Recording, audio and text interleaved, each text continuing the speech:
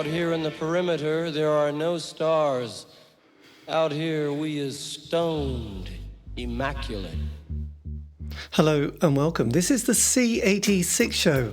I'm David Eastaugh. As you know, we love a special guest. This week it's the turn of the Scottish punk band. It is the one and only Stretchheads, because I recently spoke to their vocalist, Phil Eaglesham, to find out more about life, love, poetry and all that other groovy stuff. Has been in lots of other bands and sometimes goes by the name of P6, but was also in PH Family, Security and various other musical combos and such like. But you will find out so much more in this fascinating interview about the Scottish indie pop scene and much, much more. So after several minutes of interesting but casual chat, we get down to that exciting subject that was the early formative years. Phil, it's over to you.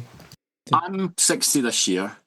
I'm an only child, so I would say in terms of peers, it's probably eclipsed by my parents' musical taste. So my father, on my father's side, we had Space Oddity album, so I totally get that. I'll totally get the influence of Bowie.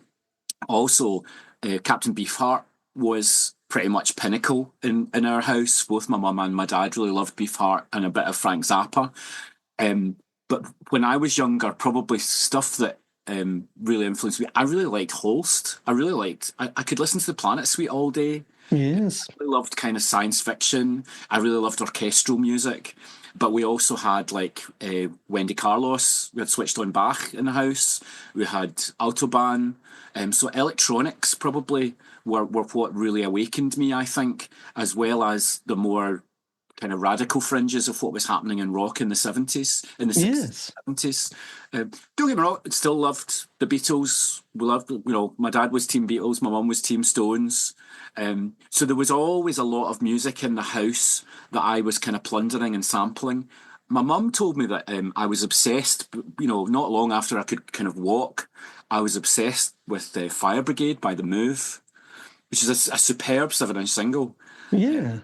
And I think, for me, things like Electric Light Orchestra took that kind of, some of the kind of elements of prog, some of the kind of classical music, and then reshaped it in a really amazing pop sensibility, actually, as well. So there was stuff like that happening. I would say when punk landed, then it became more about my peers and what my peers were listening to. So then I was picking up on The Jam and The Clash and even early Throbbing Gristle. So the first Throbbing Gristle single, I remember really scared of Cyclone Diesel. You were very switched on there, weren't you? So whereabouts in Scotland were you brought up? I was born in Glasgow and lived, when I was a baby, I lived on Crow Road, and we lived in the West End. We lived in Gardner Street, so I'll never be able to afford to live there again. It's very, very kind of boho. It's quite bohemian, the West End of Glasgow, even then. Yeah. And my dad was quite hip. I would say my mum and dad were quite hip, but my mum, she did the majority of the caring, and she put herself through the Open University, put herself through teacher training, and she was a really remarkable woman. A bit of a force of nature, my mum. But culturally, my dad was probably, he swung his weight about a lot and thought that he kind of knew everything. But it meant that I was growing up in quite a kind of bohemian kind of atmosphere when I was young. Then I moved to Erskine. We moved to Erskine and I went to school in Erskine, which is kind of a new town. When I go and visit my comrade in arms, Joe Ahmed, down in Harlow, that kind of reminds me of that kind of suburban housing estate stuff. Nice and quiet, but terminally boring when you're an adolescent. And that's where I met up. They were actually the little brothers of schoolmates of mine. I met up with the rest of the Stretchheads when we lived in Erskine. Then I was unemployed for a year, volunteered and got involved in Alzheimer's disease, really early doors. And that switched me on to the idea of doing psychiatric nursing, which one of my dad's best friends had done. So I did my nursing training in Paisley. Yes. And Paisley's got an amazing kind of musical heritage, punk heritage particularly, because punk was banned in Glasgow for a couple of years. So Paisley really was where all of the punk bands and the smaller scale punk and post-punk bands used to play. So I became part of a kind of little set younger, not like the kind of the original punks in Paisley, but a little set of kind of young punks in Paisley while I was doing my psychiatric nurse training. And I've lived down on the coast here in Gourock, on and off for about heading for over 25 years now. So I live in, we got battered, as you can imagine, on Friday by the storm, but I live a nice kind of idyllic coastal lifestyle now. Nice. Probably looking at the Northern Lights and enjoying. Yeah, we've had quite a lot recently. Yes, it's been quite something. So what was your first single you bought then? What was the first time you went and got your pocket money and said, right, that's it? Yeah, so there was a dairy, as we would call it, so a grocer's that also kind of sold over the counter food and stuff, a dairy in Erskine. So I used to just borrow my mum and dad's records. I was also a library member as well. We had a great library in Erskine, who actually, I think one of the Mackenzies used to work in that library. Right. Switched me on to all sorts of interesting records. And I wasn't particularly tribal at the time. I was just kind of, enjoying just all sorts of different styles, etc. And then I also had a reel-to-reel tape recorder, and I used to tape the charts on a reel-to-reel. Yes. Fucking Chris Watson at a fucking Cabaret Voltaire or something. and I would like do little cut-ups and things. So like really early, before I bought any records, I was kind of experimenting with tapes myself, and I was recording things, and we would, people would come round to my flat, my wee room, and we would kind of listen back to the charts and things. But the two singles that I bought first time were both coloured vinyl, and that was Can You Feel the Force by The Real Thing. Oh, nice. Fantastic Brit funk. And I did an interview with John Savage a few weeks ago about his new book, The Secret Public, which is an LGBT plus history of rock and roll. Yes. And I did say to him, I was like, there's definitely a book needs to be written and a film needs to be made about that Brit funk period, because bands like Light of the World, Beggars and Co., I mean, there was a real edge to the British kind of attempts at doing that kind of jazz funk stuff. And it all went a bit Shack Attack in the end, but there was some great stuff going on at the time. And the other one was Cool for Cats by Squeeze, which was carnation pink vinyl.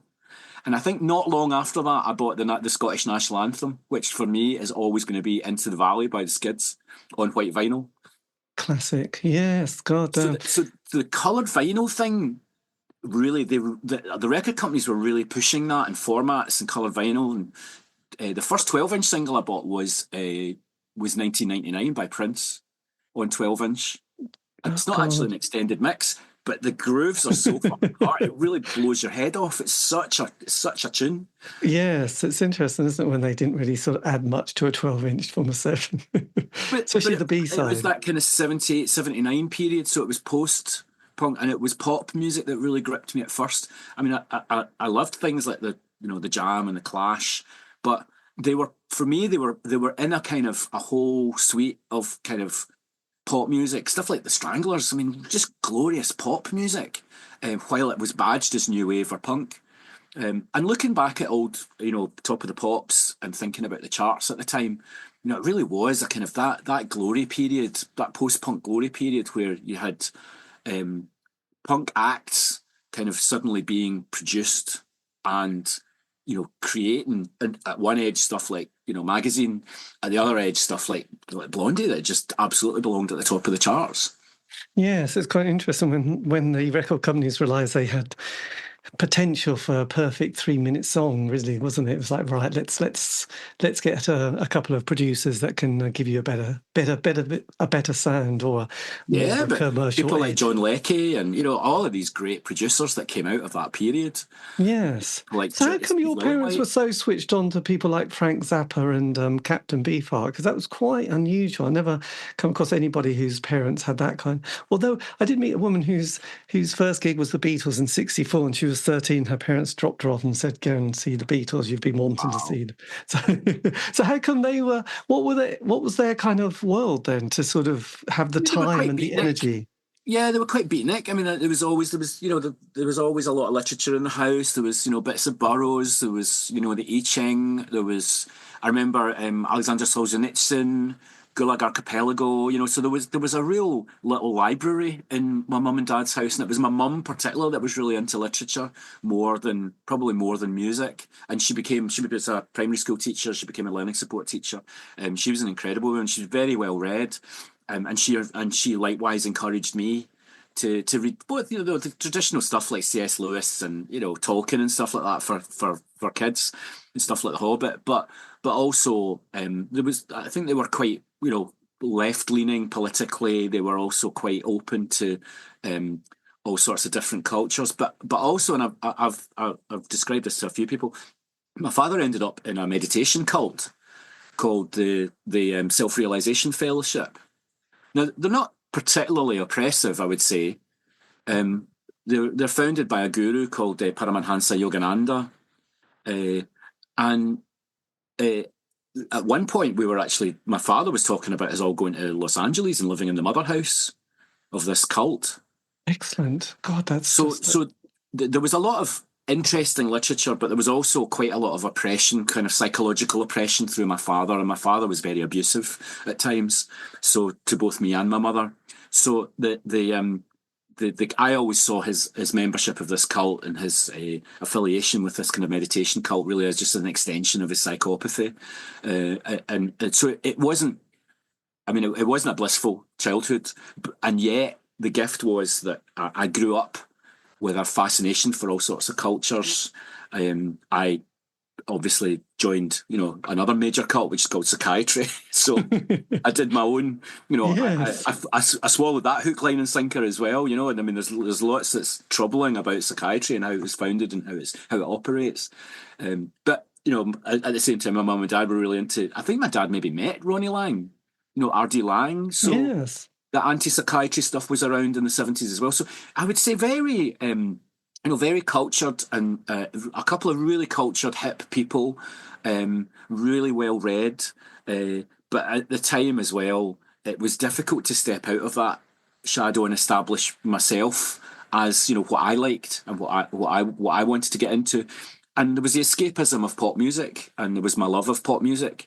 Then there was the edgier stuff, as I said, stuff like hearing Throbbing Gristle quite early doors, and being quite frightened by it. I've said this to Cozy, actually. I've met Chris and Cozy a couple of times, and I've said to Cozy, I was like, I was quite scared of that music when I started, but I was fascinated by it.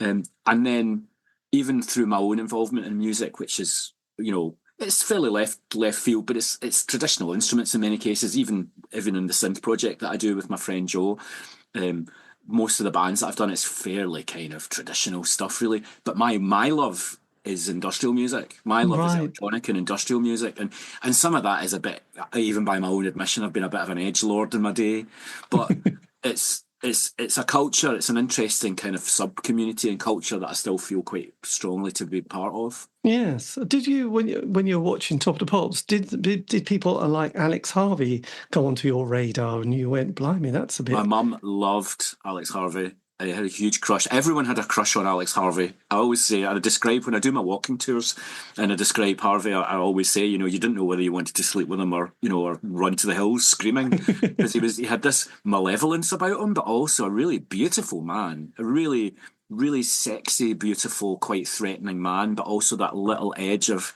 love and humour. Really the ultimate charismatic front man, I think. So my mum absolutely adored Sab, and for me, I think subliminally it's probably what I've always kind of aspired to, is that kind of notorious Glaswegian frontman that lap dances your boyfriend and spills your drink.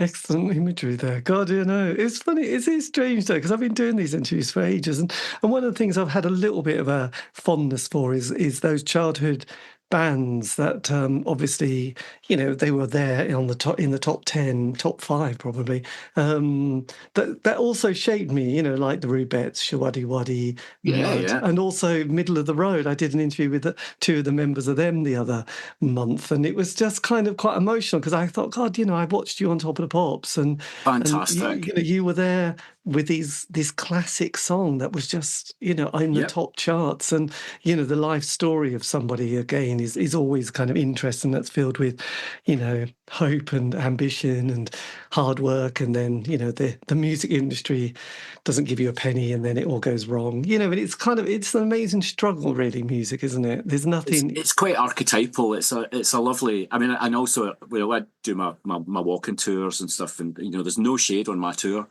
You know, if you like, you know, if you like Village People, you love your disco, all good. You know, I've got no. But I think probably when I was younger, there's probably a lot of snobbery, and I think there can be a lot of snobbery about the independent music scene as well, and slagging stuff off. Whereas pop can be so subversive. You know, good pop music can be way more subversive and get a wider reach, and can have this, you know, can sometimes communicate, you know, a melancholy or isolation or loneliness in a way that screaming your head off in a corner isn't really going to cut it. You know, it's just it's a nice catharsis, but it's not necessarily telling the story in a way. Well, actually, the first album that I kind of probably, one of them was The Carpenters. And that was like, you just described when you were talking about all those emotions. It's like, yes, as an 8-year-old or 10-year-old, listened to this Carpenters, which was all very sweet and beautiful, but incredibly, I say goodbye to love. No one seems to care if I should live or die, which is kind of quite heavy, really. 100%.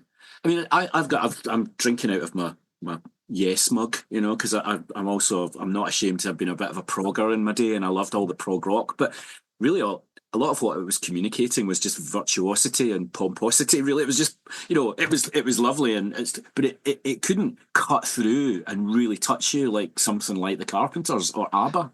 No, Chris Carter from Throbbing Gristle was a massive ABBA fan. I picked him up from the airport when Cozy was doing a book launch a few years ago, and I was playing The Visitors. You know, the final final album. one, yes. Oh, sad. I mean, it's brutal. It's like an emotional roller coaster, that album. And Chris immediately, both of them were sitting in the back seat like that, nodding like, yes, ABBA approval. You know, because again, it's something probably you would have kept on the down low as part of an indie music scene. And there's a lot of, you know, there's great generosity. I had an older brother who was really into prog. He was 7 years older, so the 70s for him was, yes, Genesis, Wishbone Ash, the solo work of Rick Wakeman. But there is kind of the occasional Yes song, Into the Heart of the Sunrise, which is a bit of a long track, only 10 minutes. But that last I say 2 minutes, probably last minute where it comes to this conclusion or this kind of amazing finale. I just find that quite emotional. That moment, and like when John Anderson starts singing, and you know, is it in You and I? You know, it's just and I mean, Awaken is probably my favourite Yes song, I would say, which is, I mean, it's very spiritual. You know, it's very spiritual, and because of the kind of home environment that I had, and I never really got involved with organised religion much at all, but I was clearly kind of searching for something like that, and finding it in some of that music, and finding it in classical music, and finding it how they had lifted Stravinsky and they were using it in a new way, in a new kind of electrified way, and somebody as beautiful as John Anderson, you know, that you can't resist that really when you're young and impressionable. And you can slag it all off if you want. You can be very tribal and be super punk, or you can be very kind of, as I've said, you know, the Warhol cosplay of the Scottish independence scene, you know, where everyone, you know, wholeheartedly lifted. To me, I think it's almost homophobic. I mean, they wholeheartedly lifted that man's life and lifestyle and kind of paraded around in it as if they were, you know, crushed by boredom, and that they were kind of a safe bet. You know, there's nothing aggressive going on here. It's all terribly nice and shambling and all that. But actually, some of the people underneath the surface are quite toxic. And they were never part of... I mean, I've got huge admiration for the Pastels as veterans of that scene, because Stephen Pastel particularly has been so generous over the years in terms of turning people on to all sorts of interesting music, and he's got a much broader palette. He's like myself. I've got quite a broad musical palette and taste, but I've only got one mode really, and that's just screaming on time. I'm not particularly accomplished, and I choose my collaborators well.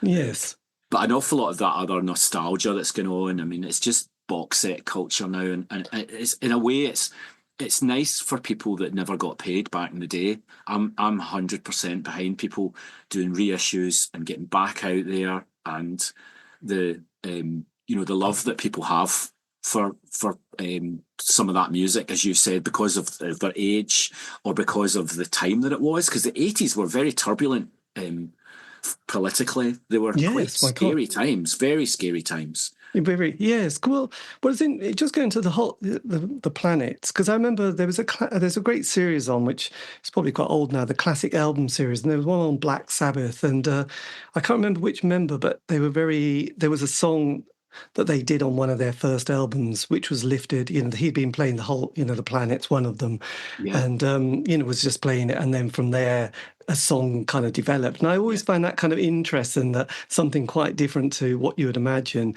The same with Django Reinhardt. They'd often be jamming and then sort of using a riff from that to then create one of those songs that we have grown to love from. And it could have been the Caravan of Love or Planet of Love or something. One of those Black Sabbath. Yeah, I think it's maybe Jupiter.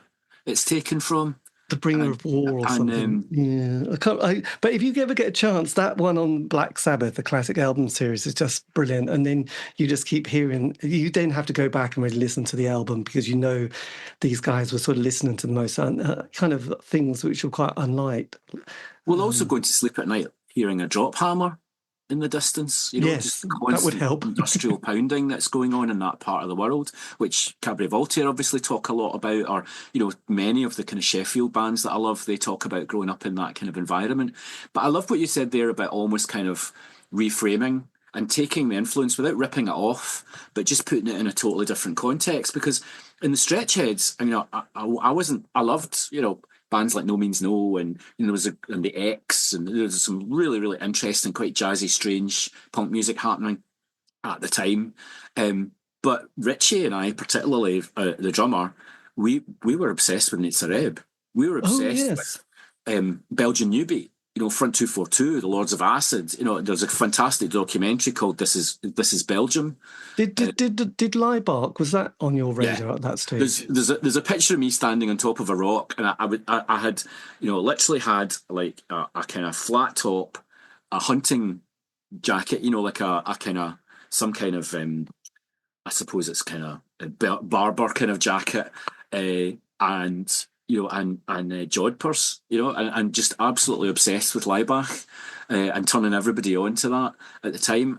Partly, I think the Laibach thing happened, because I used to have an old punk friend called Derek Rinaldi was his name, and he used to make up all these compilation tapes. And I think you hinted earlier on, I think, when we started talking about how we were turning each other on through these little compilations and little cassette tapes that we were passing around. So I was always really interested. I was like, what would music in Yugoslavia sound like, as it was at the time? And that's how I ended up discovering stuff like Laibach. I was always really into. I bore my guests if they come over from Germany as well about my love of Die Neue Deutsche Welle, stuff like Malaria and. Oh, I was going to say DAF there was Ex Deutschland. Ex Mal Deutschland, yeah. Yes, that was, and the other one.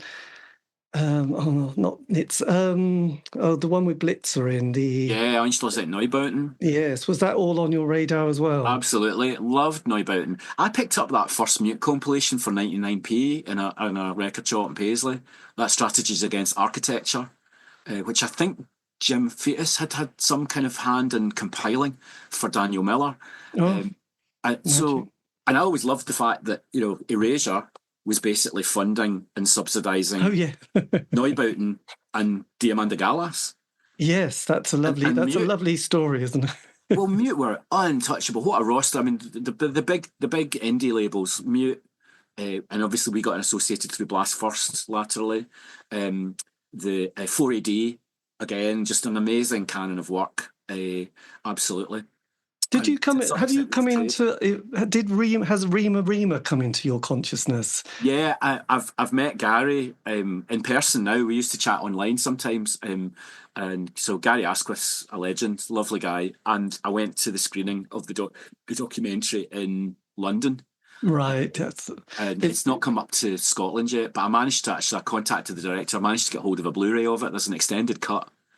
And Rima Rima, I got turned on to Rima Rima, actually, talking of cassette compilations.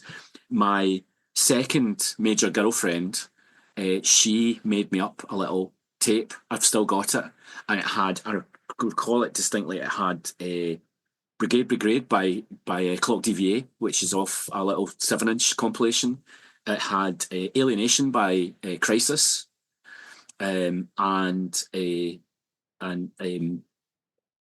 had all of these kind of seminal little kind of post-punk tracks, and it had Rima Rima by Rima Rima, and I was obsessed. I managed to get hold. I've still got a copy of Feeling the Roses, and then through chatting to Gary, obviously I got turned on to the film. I went down to see it. I met Michael. Met Mark Cox is a darling man as well, because he was obviously. I'm a big fan of the Wolfgang Press as well. So I mean, as I said, 4AD at the time, they had this roster. It became very strongly associated laterally with like the Pixies and all those bands that came over from America. And the Cocteau Twins. Yeah, the Cocktails. I actually, me and my pal Martin, when we were Paisley punks, we did it cheekily, but we heckled Robin Guthrie once at a Cocktail Twins gig to play iRobot by the Liberators, because he was in a punk band called the Liberators, and and you could tell it really made Elizabeth Fraser laugh. She was like taking the mickey out of him as well. But yeah, I don't know. I'd probably go back more to Dead Can Dance now than the Cocktails, to be honest. They're very much on a pedestal, and they're an incredible band. But I think there's almost something kind of cultish about them. Whereas I can see the relationship with Dead Can Dance. I can see much more of a Scott Walker kind of influence, and my mum was a massive Scott Walker fan right till the end. You know, I think she would never turn down the chance to listen to what Scott Walker was up to, even though her original love would have been the first 4 albums. You know, but and he's much more pop stuff. But she stuck with him through like The Drift and Bish Bosh and stuff. She was like, yeah, he was definitely a genius, and I can hear some of that, particularly I think in Brendan Perry's contributions to Dead Can Dance. Yes, that's interesting. So when you get to, I mean, we get 79, just coming back, Thatcher gets in, then we have the Falkland War, then we have the miners' crisis, Greenham Common, and then the sort of the Thatcher years of the 80s. Do you leave school at 16, or do you go on to A levels and then university during that? Stayed on. So I actually stayed on till 6th year, and I did pretty well at school. My mum was always really supportive, obviously.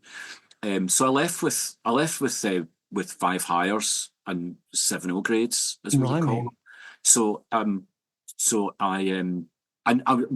I just had a little. You triggered me there talking about the Falklands War, because that's when I saw the change in my father. My father was very supportive of the Falklands War, whereas he'd always been a pacifist. Right, my God, we were all CND members and stuff, but he totally switched.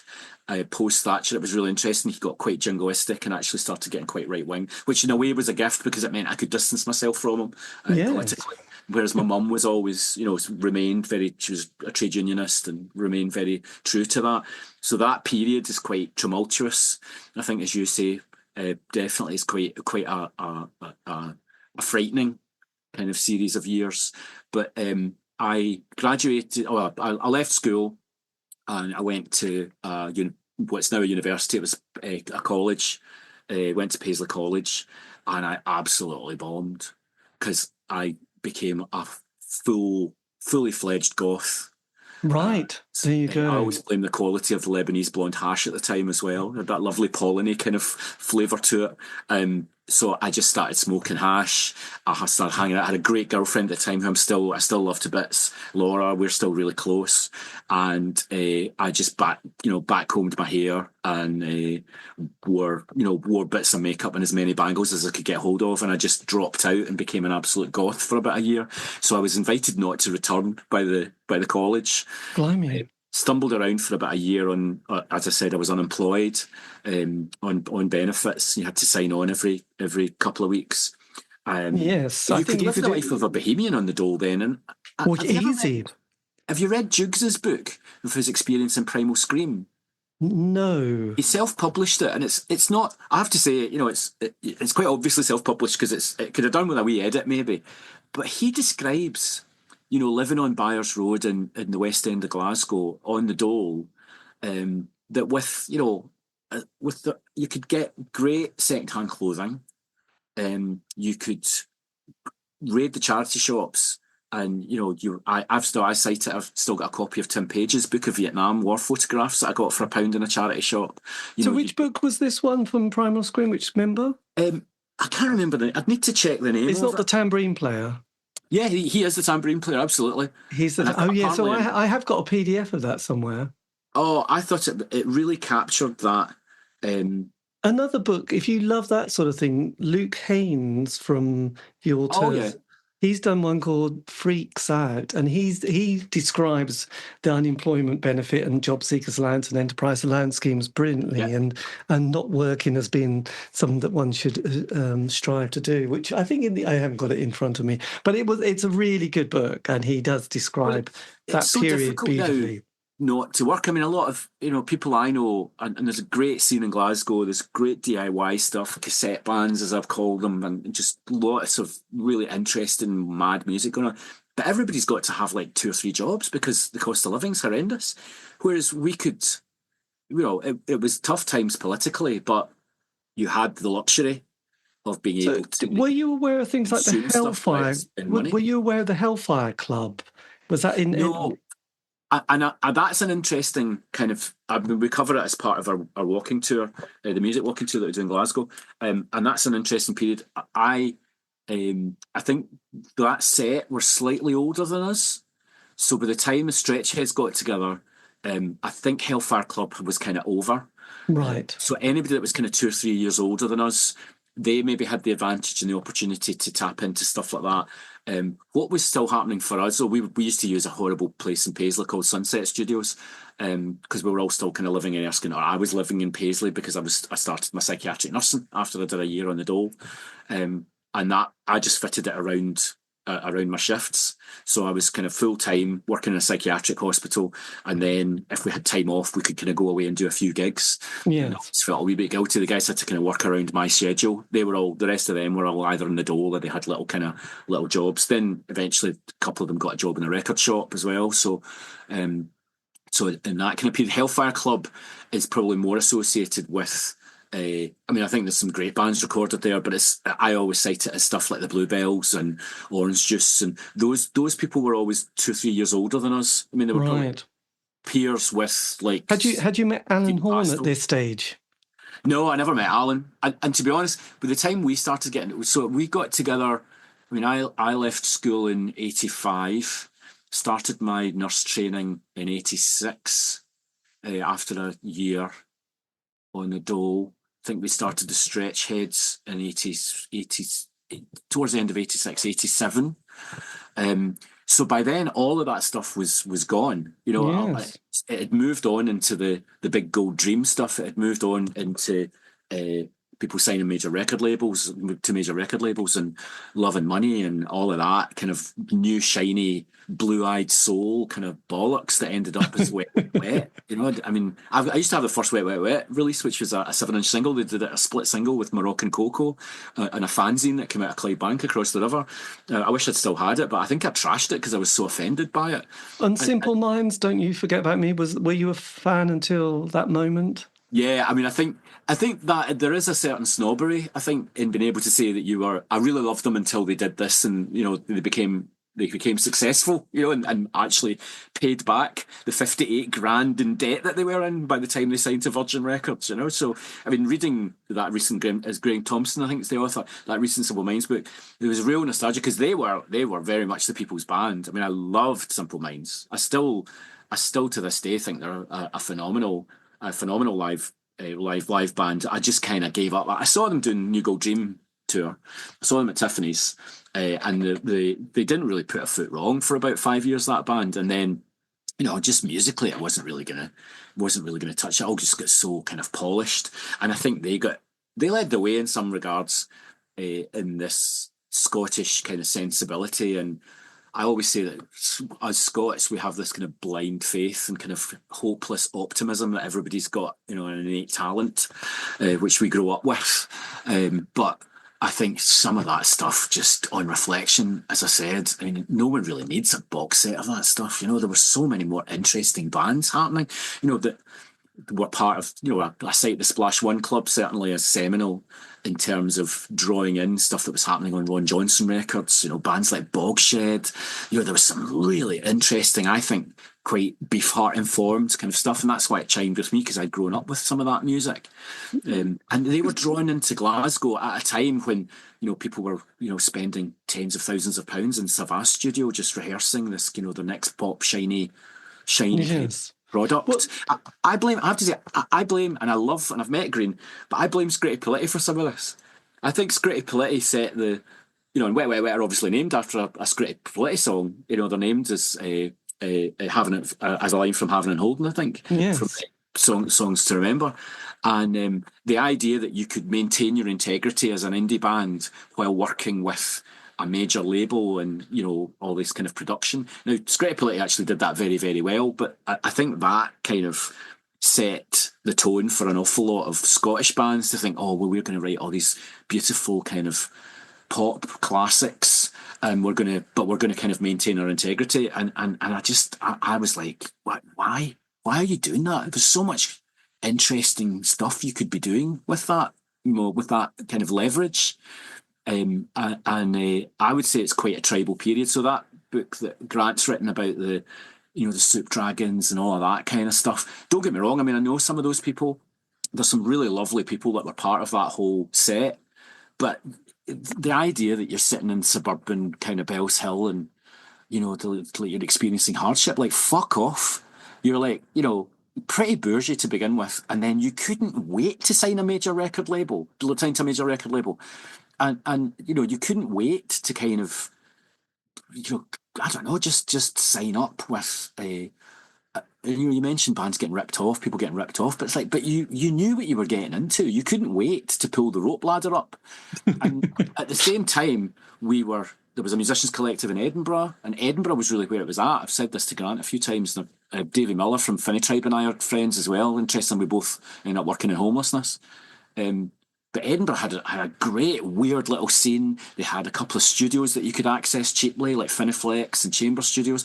Glasgow was just this bourgeois world of Savas Studios and The Big Dish and all of that kind of like shiny pop stuff that really excluded a lot of... They didn't share the love at all with a lot of the little weird bands that were going on at the time and that were formulating. So... And inspired by the Edinburgh Musicians Collective, Glasgow formed its own musicians collective. We had Tower Studios, which Richie from the Stretchheads ended up working in. He ended up doing demos for so many bands and giving people, you know, it's kind of like give people a leg up, you know, lift people up and just give them a little platform to do their own thing. Little record labels started forming and stuff. Well, a lot of those, you know, big bands like, you know, I suppose the Bluebells and, as I said, the Soup Dragons, oh God, the BMX Bandits, I think one of the only bands I've ever heckled. Because this fake American accent, this Warhol cosplay bullshit, and the tweeness of it, and, you know, wearing twee as if it's a kind of badge of honor, and it's like, you know, at the same time, as you say, when we're just kind of coming out of the Falklands War, society's been dismantled by the Tories. There's rampant racism and homophobia, and in my case, AIDS lands as well. And it's like none of those bands did anything about anything. They never said anything about anything political, and I was like. It was bizarre to me that they just wanted to kind of promote all this escapism, and, you know, as lush as some of that stuff sounds, it to me the roots in the city, the grassroots in the city, were the kind of the little punk spirit that was still, to me, was still kind of trying to move things forward and collectivize and support each other and lift each other up, and those people are still, as I've said. A lot of them worked in public services. They had to do jobs. They've all ended up working in mental health charities. They've all ended up doing youth work and stuff. There was a kind of ethos and a principle there that wasn't about that self-absorbed kind of bedroom music. It was what about Joseph Kay or Jess Garron? Did they, all the shop assistants on 53rd and 3rd, did they come into your radar? Were they? Well, I saw the shop. There were Bubba and the shop assistants originally. I saw a gig at the Mayfair. First on with the Dragsters, who were a kind of Ramones-inspired Greenock band, phenomenal. Then Bubba and the Shop Assistants, as they were at the time. And they were great. I mean, I loved some of that music. I loved the Mary Chain. There's that Joe Foster single, the Slaughter Joe 7-inch. Yes. I'll Follow You Down. Loved it. Loved the early Creation stuff. And I think the Pastels played that night as well. But top of the bill and much more influential on us, the Membranes. Right. The Membranes and John Robb. I've shaken John Robb's hand many a time and thanked him for bringing out Gift of Life and the songs of Love and Fury, and particularly the Crack House EP and the Kite Man, that single, the Kite Man, Death to Trad Rock, that single. God, So yes. those guys were around, the Intape stuff, the Creepers, all that stuff that was kind of, to me, it was literally kind of just spilling out, left over from the Fall, and how influential the Fall are. And it's interesting at the time, you've got that kind of, as I've said, you've got that very kind of, you got the Creation scene, and you've got a lot of these kind of 60s informed, bubblegum pop informed stuff that's going on. And some of it was, Strawberry Switchblade, all that kind of stuff. But then you've got all this Fall informed stuff. And to me, what happens is bands like us and the Yummy Fur, particularly, John will clearly go on. John's a huge fan of the Fall. So we were kind of a wee step removed. And I think we were exploring stuff that was a bit weirder. Right. And the Membranes were in the mix of that, I think, early doors. Also because they toured their arses off, and John shared the love. John's always turned people on to lots of music. He's always, a real, to me, is like a real beacon for a lot of us younger kind of punky guys that were just looking for, reframing some of the post-punk stuff that we all loved, but just trying to give it a bit more of an edge.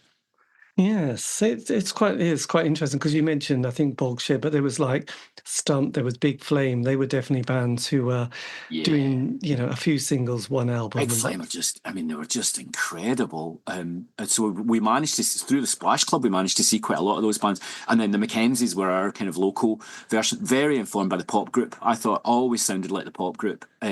Gary, the singer, actually came on my walking tour, and I didn't recognise him until the end. And he came out and he said, "Yeah, I used to be in a band." And I was like, "Oh, what was your band, mate?" And he went to Mackenzie's, and I looked up at him and I went, "Fuck off, like, you were great. You were a great band." So they're playing next week. They've reformed and they're playing next week. My in God, Glasgow. that is just extraordinary, actually. But I think you're right. See the C86 thing. The people really forget that it was very much a game of two halves. You had kind of like people trying to be the Birds at one edge, like Primal Scream, and as I said, the whole just Warhol appropriation nonsense, right? But don't get me wrong, we all had a copy of Uptight, the Velvet Underground, and the Velvet Underground. I always think reissues are really interesting at the time.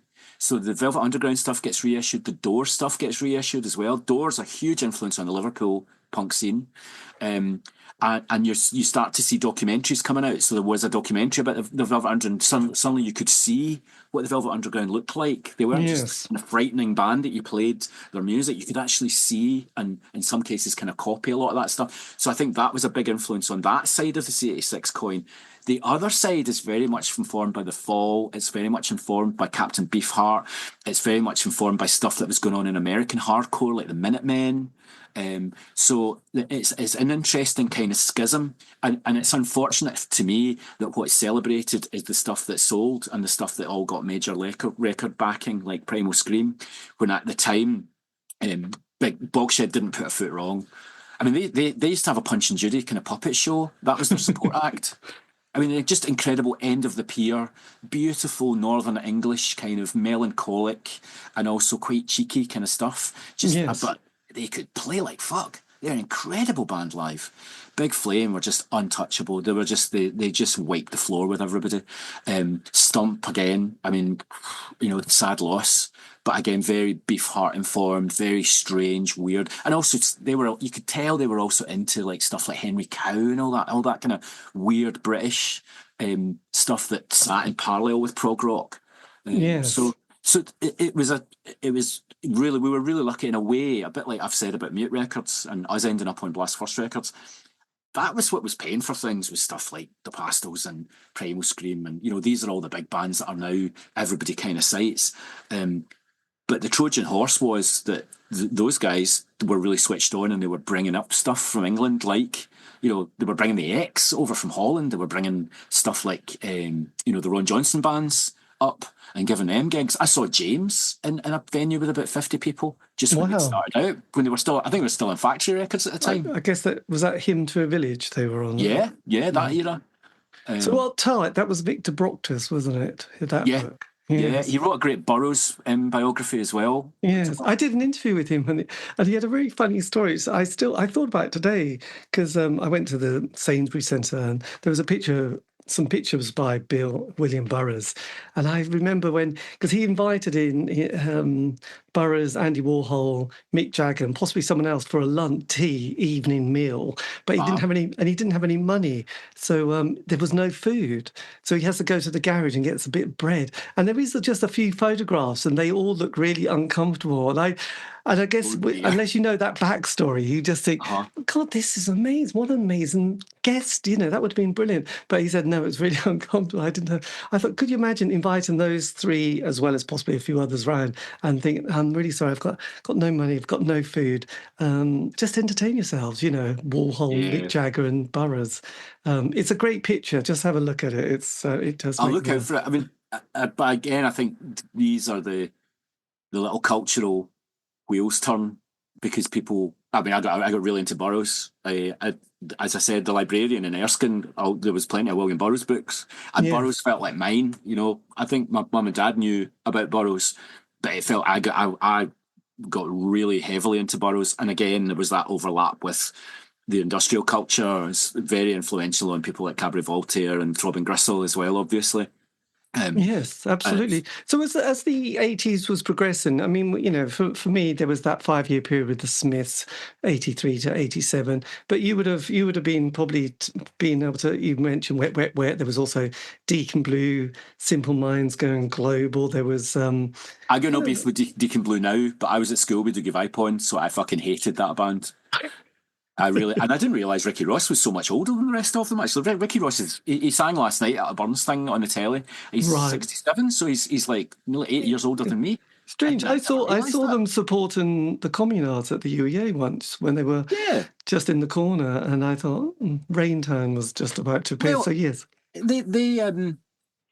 I saw them live. So I'm married to my hubby Michael, but I've also got a boyfriend, Andrew. So I've got a kind of poly set up, and Andrew's a huge fan. And Raintown's like he jokes about it. It's seminal. It's a seminal record, and I'm like, well, yeah, I get that at the time. I hated it, but I saw them live last year, and they were great. I'm totally Team Lorraine as well. She is just living her best life. She just runs around the stage in bare feet still, just dancing around and just having an absolute blast. And they clearly are still head over heels in love with each other, and it's a beautiful thing to behold, But at the time, it was like that's the enemy, because I was listening to lots of American hardcore, Dead Kennedys, Black Flag, loved Alternative Tentacles records, loved all of that really. Was Husker Du on your radar? Sorry?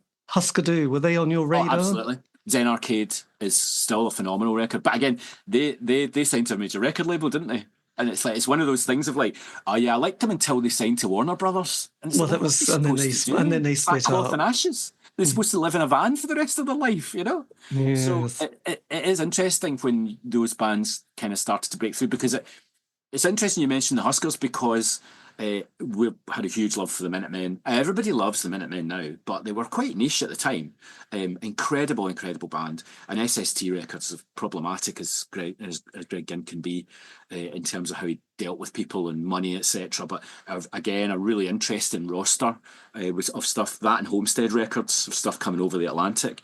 So while the UK seemed to kind of follow that big gold dream, and it all got very polished, and a lot of the pop went polished, there was an encampment of bizarre bands still happening, and there's a really good network, really good cassette culture, and really good little venue network up and down the UK, and you could still tap into it.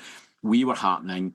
Stuff like Napalm Death and Carcass was starting to happen as well. So you had the kind of like the hardcore stuff, you had the beginnings of grindcore, you had stuff coming out of Nottingham and Birmingham. You got stuff that we used to play a lot with a band called God. So Kevin Martin, that's now the Bug, or King Midas sound stuff that he does. He was really, really great at getting us gigs in London. So there was all of that going on. But we were also really importing a lot of this American hardcore stuff. Great documentary. I think I think Don Lett's Punk Attitude documentary captures some of that stuff as well. But the American hardcore scene, we played with the Jesus Lizard a couple of weeks ago in my new band. Bands like that were coming mid 80s up until about 1991 maybe, where it really started to break. Like Sonic Youth gets signed to Geffen, the Elvis get signed, when grunge kind of starts getting signed up, and Nirvana obviously. But prior to that, there was just so many great labels and records. And again, because we were getting them imported into the UK, a couple of the guys in my band worked in a record shop. We could get hold of all of these stuff like Bastro and Big Black, and obviously for me, Blast First was a huge label. Again, what a great roster. Yes. It has to be said, a lot of those bands, it was just a licensing deal. Those bands weren't signed to Blast First. Sonic Youth weren't signed to Blast First. They were on Homestead Records, and then I think it was through a deal with Rough Trade that Bad Moon Rising got released in the UK, and it was Paul that he'd worked with Lydia Lunch before. He brought out the uncensored Lydia Lunch cassette, and he'd worked at Rough Trade, and obviously he'd worked with Cabaret Voltaire and Double Vision Records, which again is a really interesting roster and label. So he was helping to import a lot of that stuff, and those bands like Killdozer and Pussy Galore all started coming over to the UK to play. But often they would play in Edinburgh because Glasgow wasn't really equipped. It didn't really have the kind of small scale venues that we needed to build it. We hadn't really built it yet. No, Edinburgh was ready made. It's interesting because Paul's with a member of the band of Susan's as well, isn't he? Who's strangely called Susan. Yeah. Well, he's and Susan Stinger are married. I was at their wedding. Jimmy Taylor played their wedding. Oh, were you? Yeah, they're. I love Sue and Paul. They live in Ireland now. Yeah, because I did an interview with her, and she was, oh yes, Paul's in the other room. He mentioned what C86 was all about. He's like, hello, Paul. Yeah, I mean, Paul's really just kind of distanced himself. I saw him. There was a big Michael Clark retrospective in Dundee a couple of years ago, and I met up with Paul and Sue because Sue obviously collaborated with Michael a lot. Yes. They did a couple of great pieces. Well, I guess at that stage, Marky Smith would have done the collaboration with Michael Clark as well. Yeah, absolutely. There was a lot of that stuff from the Fall. Oh, we loved that, didn't we? She did the collaboration. And Paul, Curious Orange. Yeah, but I was very, very, very drunk and, harassing Paul. I'm like, all these people are publishing these shit books. You really need to get out there and do your memoirs at last, because he's been involved in some very interesting bands and labels and stuff. But also at the same time, I think he's been sacked by pretty much every band he's managed. Public Image sacked him. I'm sure Wire sacked him. It's really interesting that he's one of those really interesting people. I think that's the kind of Svengali character. Well, it's interesting because with people like Alan McGee, he had Creation, and it was kind of when he signed. He had My Bloody Valentine, but it was Sugar that was the one that was a real cash cow at that stage. Yeah. That Cobalt Blue album. Yeah, I mean that was just ching. I mean, I'm really good friends still with, and I collaborated. She did a guest appearance at my gig a couple of weeks ago. But Leslie Rankin and I are really good friends. Oh, from Silverfish. Yeah, Leslie's amazing. She lives in Edinburgh now, and she came through and we did a wee song together. It was just great to be on stage with her because she's like my sister from another mother. But yes, we've got really close over the years, and because that's where they were supporting My Bloody Valentine. That's when I saw them and became obsessed with them. Yeah. And they were on Ouija Records, weren't they? That's right. They started on Ouija and then they ended up on Creation, and then they split and Leslie stayed on Creation and did that Ruby electronic project, which she still does to this day, and she self-releases lots of stuff. But a lot of the Silverfish stuff got reissued recently, and I think the Peel Sessions are coming out. Beggars are bringing out their Peel Sessions. That would be good, because that first but you're right, there was bands like Silverfish, there was the Faith Healers as well. They were a great band. Yes. And you've got at the beginning, you've got people. What's Joe's surname again? The guy was ended up Dealmore. Is that Joe who's just done that photographic book? Yeah. Dealmer? Yeah, Joe Dilworth. Dilworth, right. Yeah. Deal something. And I think he was I don't know if he maybe played in Pram as well. So Stretchheads played with Pram as part of the kind of Camden Crawl stuff. We played a couple of times with Silverfish, and I think we played with the Faith Healers as well. And again, it's this kind of selective memory that there are little scenes going on in the UK music scene that get eclipsed all the time by a lot of the bands that were very successful, and yet bands like Jacob's Mouse and Yes. lots of stuff that was going on with Gary. Gary was doing that Ouija Records label, phenomenal stuff going on. At the same time, as I said, you got Earache Records as well. I got really Well, you had Southern Records, didn't you? Yeah. Which was quite a place. But also there was those venues which I find fascinating, like the Ambulance Station, which was a squat in London where they had, a bit of a scene. But it only lasted probably a short time. But again, it was just amazing. It was just like a squat venue isn't going to last long, is it? But they still did the squatting scene. We don't have squatters' rights in Scotland, right? So, the law is kind of the upside down, so you can roam anywhere you want in Scotland, but as long as you don't kind of damage things. So there's no there's a right to roam, but there's no right to squat a property. So Scotland I always felt like we were fighting with one hand tied behind our back, whereas down south, and then when we got really, really close with the X and we started going over to Holland, and the Dogface Hermans, most critically, who moved to Holland in the end, they were then able to access that whole kind of squat network, which there was still a very good, as I've said, there's a very good cooperative little venue network across the UK. Preston Caribbean Club, places like the Adelphi and Hull, fantastic little network of venues that were going on. But the squat scene in Holland really, really for me is seminal. We were one of the first to go over. Then when Richie left the Stretchheads and joined Dawson went over. There was a band called Badgewearer as well, who are really important in Glasgow. And these are the bands, we are all the bands that set up the Glasgow Musicians Cooperative. And I think following that breadcrumb trail that the Dogface Hermans had left to go over to Holland, they wholesale just moved over to Holland. And Andy obviously joined the X in the end. Andy Moore joined the X, and Wilf still lives. I think he lives in Belgium now. But they just left the UK because it was so shit, to be honest. And they'd worked their arses off. They toured America and everything, and they got signed to Alternative Tentacles Records, I think. But the Conquerel record label and the distribution network that the Dutch had was also a really good and it was Eddie Eastaugh Records. So those bands that had, as well as the X, you had bands like Eaton Crop, and what was the other kind of Dutch bands? Oh, Dubious. So there was a lot of European stuff. Yes. That we could plug into, but we were all also carrying a big rucksack full of American hardcore with us. While that stuff started to peter out in the US and started to evolve more into grunge, in Europe it still felt very kind of alive, and labels like, as I said, Blast First had kind of licensed a lot of that American stuff. But then Paul started to move on. I think Band of Susans were always a big love, and we played with the Band of Susans in Glasgow, just amazing. But there was a whole scene going on in mainland Europe as well that was, to me, reminiscent of Die Neue Deutsche Welle and stuff that I loved, like Laibach, etc. That was going on, and in Eastern Europe as well. There was the beginnings of a lot of touring.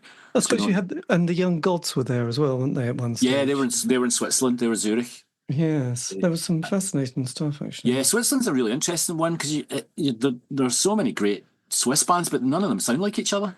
No. You've got Yellow, Kleenex, Young Gods, and also you have to remember that Switzerland's kind of is split in 3 languages. So it's always going to be quite schizoid in terms of how it expresses itself. Really interesting wee country. Yes, Kleenex are in one of those bands, aren't they? Yeah, there was an interesting one where somebody from a band called And Also the Trees from the UK, which were quite interesting. I think he was in a record shop, and then somebody else was there from the Young Gods, and they went, "Oh, should we just collaborate on a new project?" And he was like, well, "Yeah, let's do that." I did an interview with him, and he mentioned this little story, which kind of, it's lovely when things like that happen, isn't it? Where you just happen to bump into another person, and off you go with another creative project. So yeah, I mean, I do. We're doing our walking tour for Celtic Connections, and that's literally people just buy a drink and sit in an alcove and collaborate, and I think I always say that's where the magic happens, is the possibilities of being able to kind of try and just reframe things and do things in a slightly different way. I'm very open. I don't have a repertoire as a vocalist. I'm probably quite distinctive as a vocalist. I think I've got a fairly high kind of screechy voice. I'm quite good timing wise, because I grew up with a lot of quite weird time signatures, and so I'm quite adaptable that way. But I never really had a range until I started working with electronics and collaborating with my friend Joe. He was in a band called the Czechists, and we both love industrial music, but it meant I could actually find my voice. I've actually got quite a good voice, and I mean, we covered "No" by the Associates.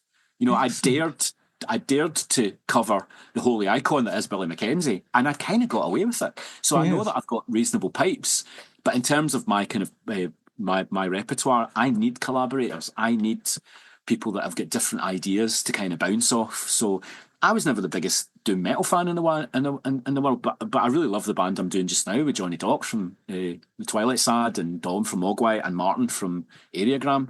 So we're just guys that have been around on that kind of whole post rock, kind of noise rock scene for many, many years, and we just got the opportunity to work together, and it's really good fun.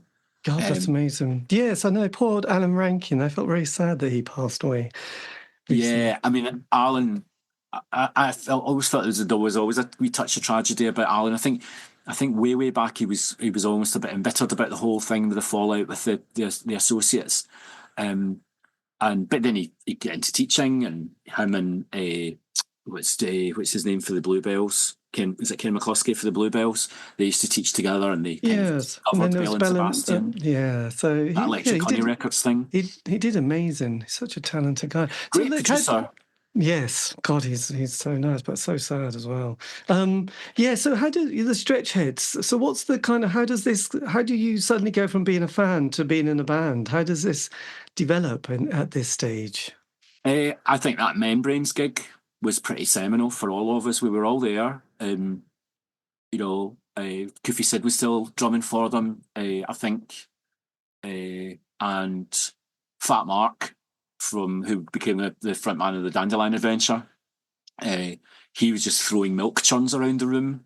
They had like bin bags full of like almost like ticker tape stuff and ripped up newspapers. It was just total carnage. But I think we all kind of came away from that gig, the four of us, and thought, right, we need to really try and start something. And we did. We did try the tra-la-la kind of like shambling thing, because guys, and I didn't know where to start. So I mean, there's a terrible demo somewhere that I've told Richie that I'll murder him if he ever lets anybody hear it, because it's terrible. But we started. We tried in a studio. We tried kind of rehearsing in Richie's living room, and Richie's bedroom. So we used to just started trying to write stuff at home, and Richie, God love him, was the first to get a little 4-track. He bought a little 4-track, and we recorded a couple of demos in his house, in his mum's kitchen. His mum would come in with a tray of tea and biscuits for us while we were making this really unholy racket. And it evolved from starting out just trying to kind of understand how you make music and making some pretty weak shit.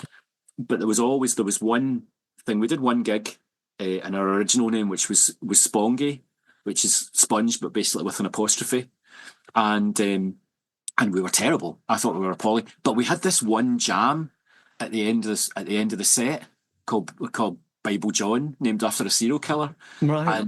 And it was just kind of freeform and just really pretty nasty and pretty aggressive. And that kind of opened the door. And then we started writing shorter and shorter and shorter songs, and like getting tighter and tighter, inspired by Bogshed, Big Flame, very much inspired by them. But also probably stuff like, creation stuff like the Mary Chain. And as I said, that Joe Foster single, I'll always love, I'll Follow You Down. So we were taking and lifting from that. We managed to, it sounds Marxist, but I think it's access to the means of production. So the fact that we could record at home, the fact that we could get a wee rehearsal in a cheap studio in Paisley, and then you just started, we put on our own gigs. So we put on our own show and in Bennett's. We had seen the Dogface Hermans. Dogface Hermans and Archbishop Kebab from Edinburgh were very, very significant because they gave us a big thumbs up and a big hand. We invited Dogface Hermans to come and play in a gay disco called Bennett's. So we were one of the first to put that on. We supported them as a trio at the time, called ourselves Gewalt, named after the Deutsche Amerikanische Freundschaft song. And So we kind of we were inspired by the Edinburgh people. We had our own ability to make little demos, and it didn't need to sound great. It just needed to sound kind of angry and edgy. Uh, and we just started kind of, as you said, we went from being fans of these bands to kind of trying to replicate them to then finding and discovering our own little kind of twist on things. So process probably took about a year. And then I remember, I think it was Wilf Plum from the Dogface Hermans, I remember. He was doing a poster or something. There's a flyer for a gig that we did, and it said from Paisley. And he'd asked us, he said, what you want to call yourselves? And eventually we came up with Stretchheads, and he loved it. He gave it a thumbs up. He's like, that sounds great. It was actually with a friend, Martin Hampshire, who sadly passed away, and his widow actually came up to me at a gig a couple of weeks ago. I hadn't thought about Martin for a while, but he was in a band called the Melonheads. Oh, yes. Lovely guy, and he drove us around for many years as well. He was a great friend. He actually plays on our John Peel session, Martin Hampshire. Lovely guy. And he was good friends with the Dogface Hermans. So inspired by Edinburgh, then we kind of found our own little niche. And then, you know, I suppose it's the cliche, but it's like find the others. So when we started going out and about and trying to do little gigs, there were gigs got held, and Richie's got a much clearer memory about all this stuff, but he was in a band called Hurricane Sound, and they used to play at the Hat and Rig Hotel in, is it Uddingston or Hamilton? So this was post-Splash. The Splash was a seminal meeting point and an inspiration. What was happening in the Edinburgh Musicians Collective was a seminal point and an inspiration. And then it was a case of find the others and try and form little bands or try and find little bands. And there were a lot of low-level gigs happening in horrible little hotels because Glasgow and around there and you know, around that vicinity didn't really have the same infrastructure as Edinburgh had at the time. Edinburgh's destroyed now because of the festival. But back then, you had like these little hotels. I always cite this, even in the walking tour sometimes. Stretchheads put on, we used to just put on our own shows, but it was pay to play. So you had to book the venue, pay to book the venue, and hope that you would make some money back. Yes. And if you didn't have anything to sell. You know, I think our first demo, I made up little pouches and stuff, and there was only 50 of them. But I gave most of them away because nobody was interested. So you were literally paying to put on a gig. We played, and it's bulldozed now, but we played at a little pub called Stringfellows down the Greenock Road in Paisley.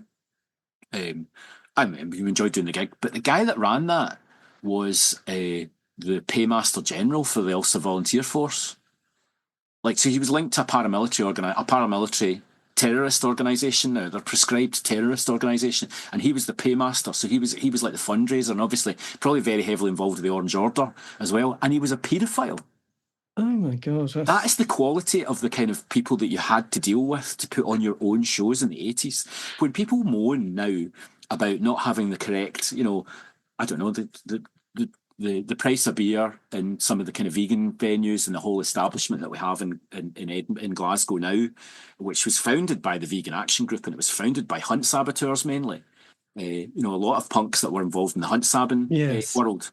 You know, they set up all of that infrastructure. They created all of that infrastructure. We were putting on our own shows and having to deal with with these gangsters and characters. It's really, really unsavoury. It was quite a horrible kind of experience, but that's what you needed to do to be able to put on shows. Now there's a ready-made kind of infrastructure and the technology and obviously the internet, etc. But the technology now enables everybody to have access to the means of production. We had to create the means of production back then, but we were inspired enough by people that were DIYing it, that were just literally jumping in a van and going and playing up and down the UK, and you could very quickly tap into that network. And London was great. London, I mean, you couldn't, even when I was in Desalvo, you know, London's horrendous now to try and get a show. You know, it's literally back to pay to play again. Yes. So sewn up. But back then, you still had the remnants of the squat culture. You had people like World Domination Enterprises. You had, you know, they were all squat people. They were all putting on little gigs. The Camden Crawl, that arose out of a lot of that stuff as well, and those strange little bands like, you know, Stereolab eventually come out of a lot of that scene. So there was a self-organised collective kind of ethos and network that you could tap into, which I don't even think was a remnant of punk. I mean, I think it might trace back more to kind of hippie period as well, and anarchists that were up and down the country. We used to play the Unemployed Workers Centre, the 1 in 12 Club in Bradford. What a seminal place. Great anarchist spaces that were happy to put on stuff. And you would play to like three punks and, literally the cliche of the three punks and one of them's got a dog on a string. But it was still a network. It was still a way of testing your product and testing yourself. And I wouldn't have changed it for the world. I wouldn't have. When we signed to Blast First Records, I think it was only, we made a couple of packs up of some of the press that we'd got when we'd done a record from Oxford Records, because we played with The Shamen a few times, and it still irks me because we can't get, we've never been able to get the tapes back from that first record. Charlie Kosh, the guy that runs it, is a notoriously brutal manager, and we've never been able to get hold of those tapes. But even at the time, we were doing support slots, so we supported the Wonderstuff. We supported Happy Mondays. We were a cheap little band that in Glasgow that people liked, but we didn't charge a lot of money. We were desperate to play, so we ended up doing all these kind of like we support slots, and then we started putting on our own shows, and we started putting on our own gigs, inviting the Hermans through, inviting the Archbishop Kebab through, and we kind of created this little network and collective. And by then there was enough of us around, like Dawson, Badgewearer, the Niafiris down in Ayrshire. There were enough of us around to kind of cooperate and start to build a little network in Scotland. Yes, it's interesting because you're on a compilation of Pox on your poll tax, aren't you? With Asylum Suck. Yes, I might have the copy somewhere here, because there was another one called Alvin Lives in Leeds, which came out. That's right. Which had classics, actually. And we did cover versions as well. I think it's interesting. I think sometimes you find your own sound through cover versions, and that's a straight lift, I think, from my love of bands like The Residents and Laibach. Yes. You can find your own sound by, it's like you said about appropriating and taking something like, a piece of classical music and then turning it into heavy metal. It's like it was a way that maybe Black Sabbath are articulating that they found their own sound through kind of a reference point in some completely different genre. Yeah, I remember Richie Blackmore once saying he loved Bulgarian folk music, and if you probably played it on a lute, it sounded like this, but if you played it through Marshall Stacks, it can sound quite different, that riff, and and no one's going to ever find out where he heard it. So it's good to have a diverse taste, isn't it, really? Well, the other Scottish band that are on that Pox and Polka Pact, I think the Shamen are on it, maybe. But yes, they're just in front of Darkness in Zion.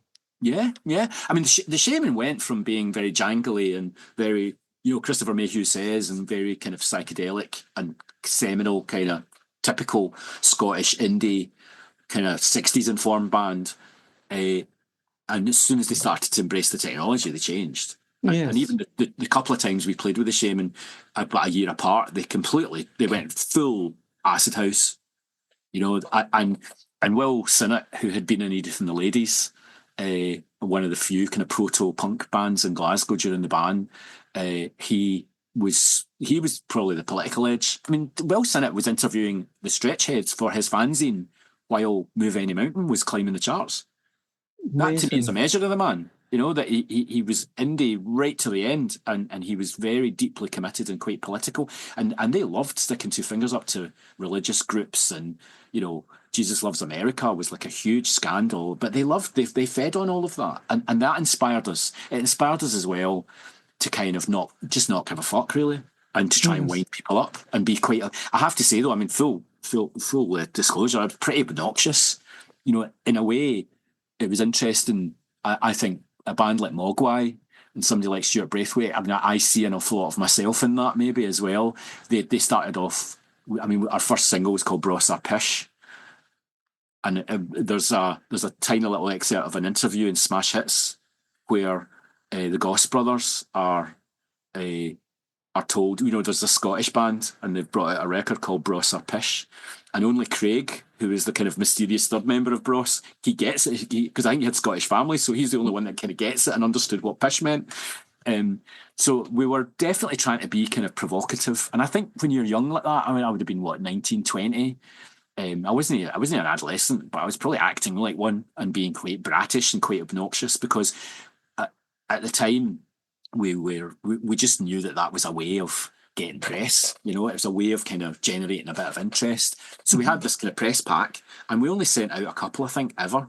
One turned up on eBay actually. I messaged Richie about it, and somebody had bought a copy of the first Stretchheads album, and we actually generated a lot of press at the time.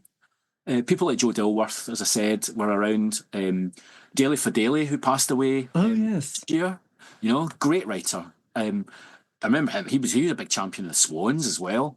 So there was a quite a nice, tight little kind of journalist network as well that you could tap into, and we could generate quite a lot of press. And I don't think that was particular. I think Paul Smith just came to see us. We played in Camden. I think we played a gig with Pram, and he was like, "I'm in." We just handshake. Do you want to do something with Blast First? I was like, happy days, because a lot of the bands had left that label by the time. So Dinosaur had left, Sonic Youth obviously had left, Head of David were kind of on the last legs, I think, and he lost the Butthole Surfers as well. Right, yes. So we just came in at the tail end of a lot of that stuff, and it's a shame because I loved all of those bands. We played with Head of David a couple of times, who were amazing, and still to this day, still one of my favourite bands.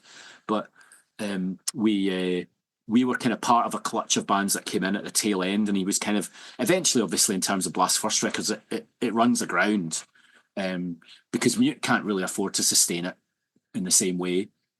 And I remember his big switch for me. We stayed with Paul and Jane Burridge, who used to work for Blast First Records. She's back in Australia now, cracking woman. And he pulled out a couple of copies of the first couple of Warp singles because Richard H. Kirk had done Sweet Exorcist. So the first Sweet Exorcist single, and I think the first Nightmares on Wax single, or maybe second single, called Aftermath, which samples the Amanda Gallas. And he stuck them on, and I was just like, the top of my head came off. I was back into electronics again. And he obviously signed Pansonic. So he took that Sacco record stuff from Finland and he signed Pansonic, and that was his big band and his big passion for many years, and he just went full electronics again in the way that he had done with the Cabs and been involved with Double Vision Records. And I felt something similar happened for me because this would have been towards the tail end of the Stretchheads. I likewise, when I missed a lot of those bands that people talk about around that 90s period, because I just got really into electronics again, and just Warp Records in Sheffield, Aphex Twin, stuff like Plastic Man, and a lot of us kind of got lost and just got into the rave scene rather than sustaining a lot of the kind of the music stuff, the more musical, the more kind of guitar based stuff that was happening at the time.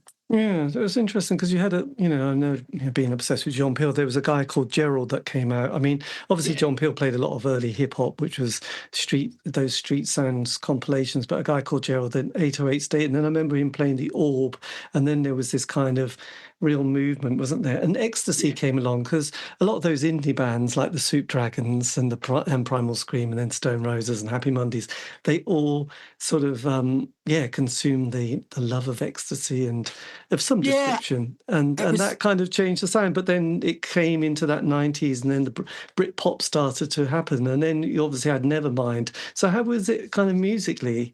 You're on Blast First, which was fantastic, but then was it also, did you feel like it was coming to an end as well? Yeah, I mean, I feel we were kind of a bit of a swan song for that label. It was a huge privilege, and I think in Glasgow as well, people were like, "Fucking hell, they signed to Blast First! Like, we need to take them seriously," because we joined this family of a lot of pretty heavy, interesting bands. Yes. And Paul to this day is still a friend, and was always he's quite open that he loved the band. He just saw us in London. He was like, I need to have these. They're just, because we were a pretty good live band. We were quite incendiary, I would say. But at the same time, it's a huge albatross because it took me 2 years to get hold of the tapes, and that was nothing. That was none of Paul's doing. That's because you're part of. You might think you're on an independent label, but you're actually part of Mute, which then signs everything away to EMI, and you have to, you have to navigate, speak to lawyers and stuff. It's like, it was very naive of us. I think if we, like other bands, if we just DIY'd it and just done it ourselves, we might not have got the same opportunities or the same promotion or the same kind of visibility. And I think we were kind of early in that experience. So on one hand, it gave us a lot of credibility in the city, but actually we lost a lot of autonomy by doing that. And other bands of that scene, of that ilk, because they can go back, they've got their own tapes, they can do what they want with it. They've got a lot more control over it. And I think we were naive, and then also I was still working full time in psychiatry, so I wasn't going to take ecstasy. I was nursing people that were drug fucked from either opiates and getting people onto methadone and getting people off heroin, which was part of my job in psychiatry, or they were absolutely Fruit Looped because they'd cannabis psychosis or whatever. And don't get me wrong, I mean, I liked the quality of the Lebanese blonde hash, as I said at the time, probably was my downfall, and probably why I ended up leaving university and not graduating. But there were limits, and when you work in psychiatry as well, you have a different, to me, I had a different perspective on that. But you're right, a lot of people really graduated from a kind of a spliff culture into a pill culture, and it swept up a lot of those bands like Primal Scream, etc.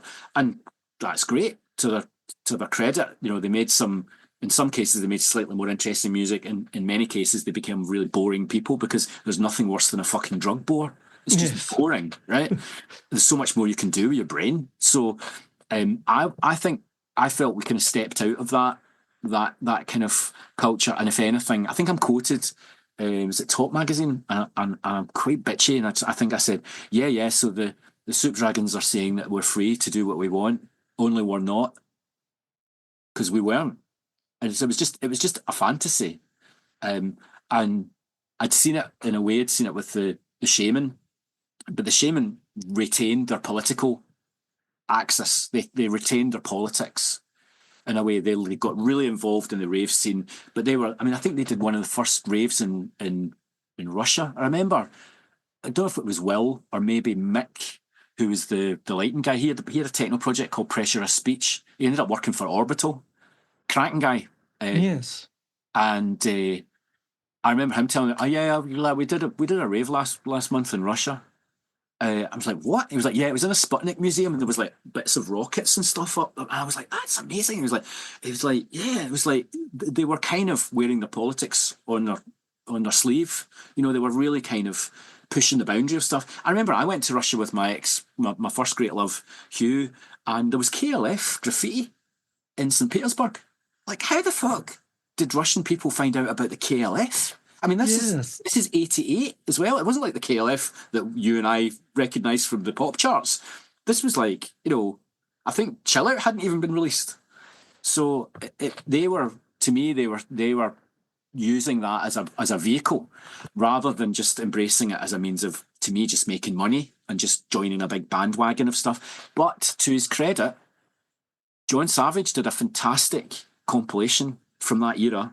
I told him when I was with him a few weeks ago, that Caroline True Records brought out, and it's a kind of cake slice of, it's not like Candy Flip and a lot of that kind of plasticky stuff, and I think it's got a Primal Scream remix actually that works quite well, and it's definitely kind of Andy Weatherall influence, but he's got my favourite ever 808 State track, and it's actually a B-side. It's called Let Yourself Go.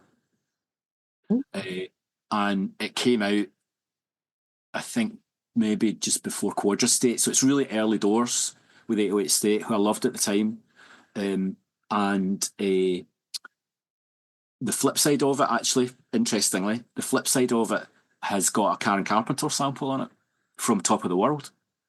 Because Graham Massey was obviously in the Biting Tongues and is a massive prog head. The last time I saw Graham Massey, he was at a Magma gig in Manchester. He's a huge progger. I remember Biting Tongues. God, I think I had a... Oh, they're really interesting. But we sampled them and this was the other thing, and the other naivety that we had. Most of our contemporaries in the Scottish music scene, even if they were quite left field, they didn't embrace sampling in the same way that we did. sampled Captain Beefheart, we sampled ABBA, we sampled Marvin Gaye. I mean, that's just shit that lands you in court now. So there's no way you're going to be able. We'd have to do a KLF and Yes. prune all of these samples out of our records. And this is an interesting conversation I've had with Gary Asquith, actually, from Rima Rima and from Renegade Soundwave, is that, you know, the amount of time that it takes you to get sample clearances. Whereas in 1988, I'd heard What the Fuck Is Going On, 1987 by the KLF, and I was just like, just fucking sample them. It's punk, just sample it all. And we were in the studio doing our Blast First stuff, and we ended up plundering. It was like Plunderphonics, which is one of the compilations that Paul brought out eventually, and bands like Negative Land as well were really influential on us.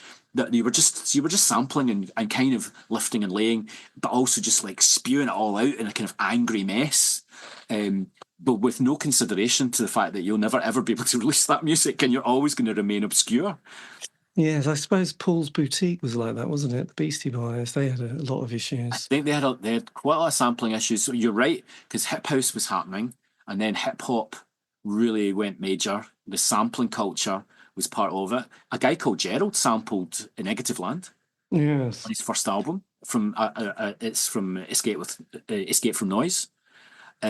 So there was a lot of that kind of going on at the time, and I just had an old Akai sampler. I was sampling like Star Trek and stuff like that, we're just throwing it all into the studio. So it makes for Pushing Your Sleeves Bag, I think people really enjoy, and it makes for an interesting record, but there's no way of doing anything with it now, and I've got all the tapes, because you'd never get the sample clearance. And that's what I was discussing a bit with Gary Asquith. I think the time it took for sample clearances with Mute Records for Renegade Soundwave was massive, because they sampled the Clash and the Pistols and stuff, because he is an old punker. He's a great guy.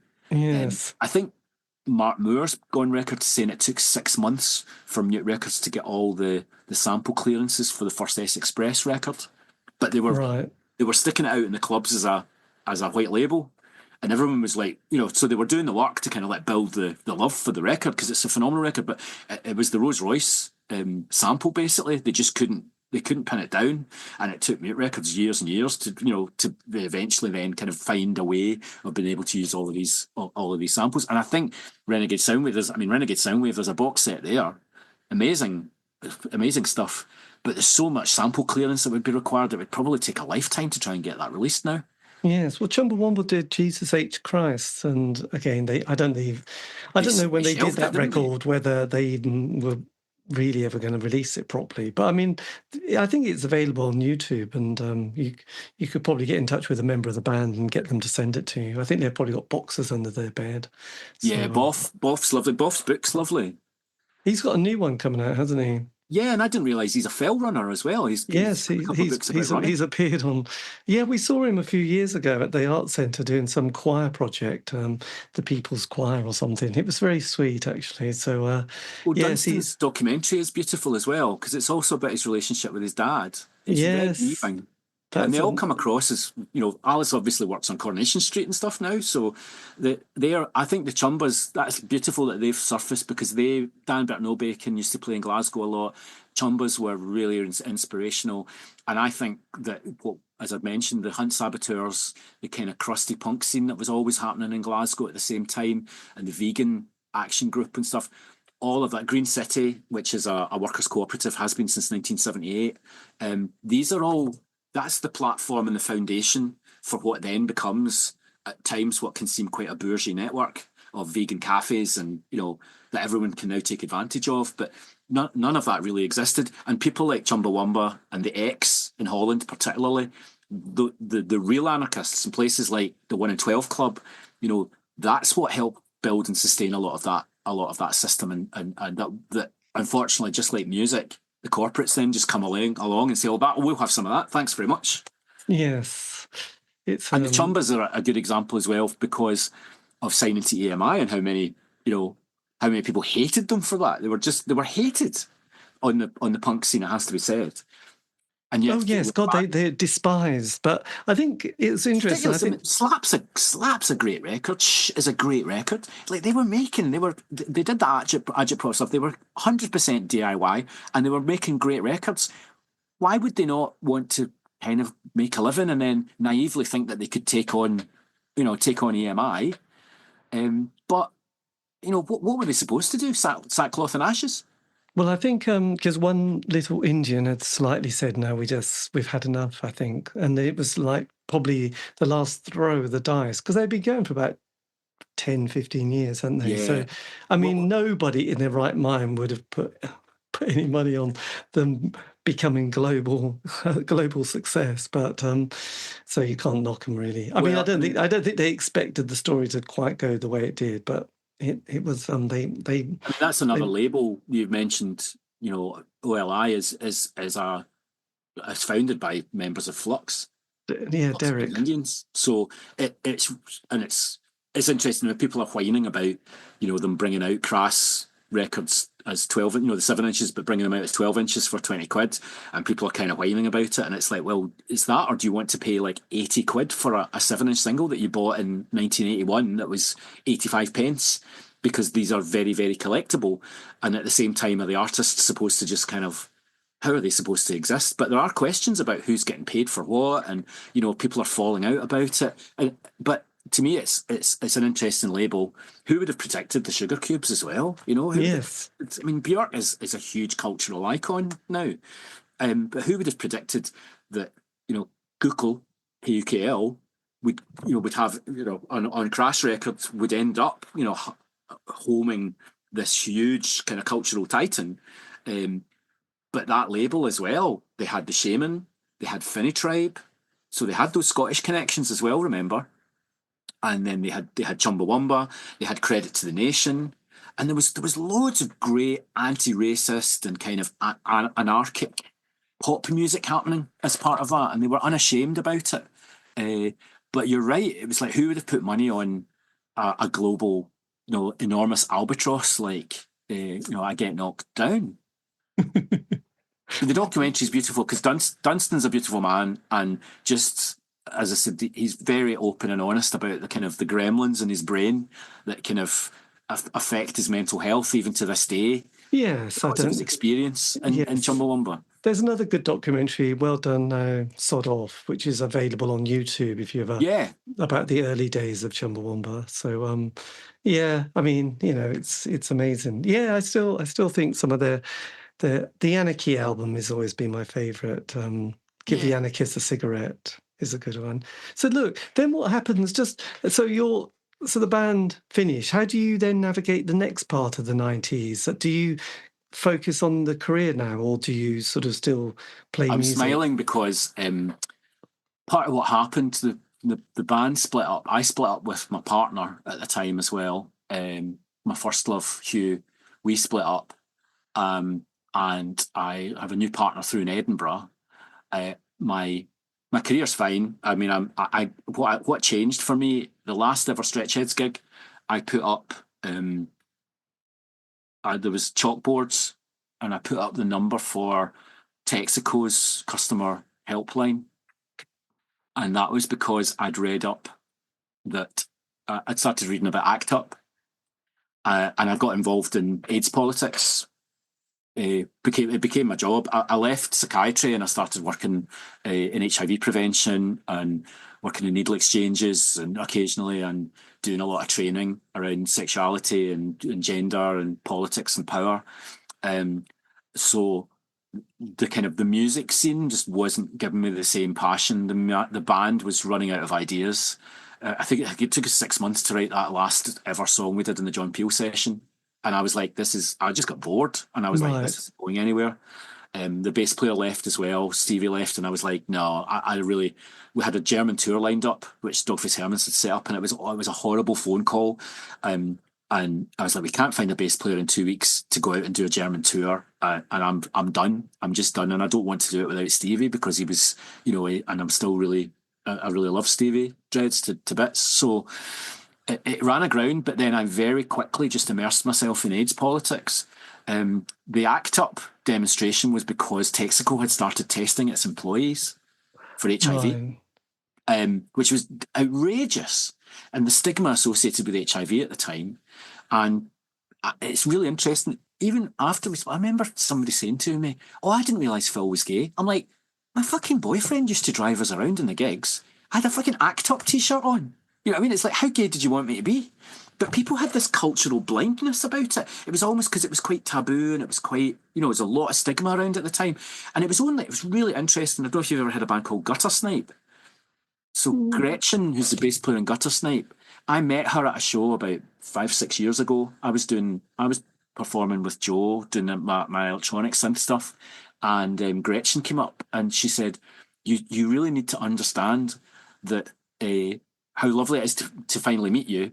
And she's like, I can't believe you're that guy that was in the Stretchheads. I knew that you were gay." And we talked about it like, no, there's like, the guy in the Stretchheads is gay. It's like, nobody was out on that scene at the time. There was no, I can't recall anybody. I've got a really good friend, Jill, who's since come out as bi. But there was nobody. It was a very isolated, in a weird way, for a scene that was supposedly so right on politically and so inclusive. I was a bit of an outlier. Now there's loads of queer artists. It's very, very open. It's, if anything, it's a badge of honour now, and you're part of a kind of big rainbow coalition. But back then, the taboo and the fear, the amount of fear around HIV, and I jumped into that pool because I was like, okay, this is the current struggle. Let's go. So I put up this Texaco number, and I was kind of like literally mic drop. I was like, phone this number. It costs Texaco lots of money. Phone and protest because they've started testing their employees for HIV against their will. I'm telling them that it's part of their contract. It's fucking bullshit.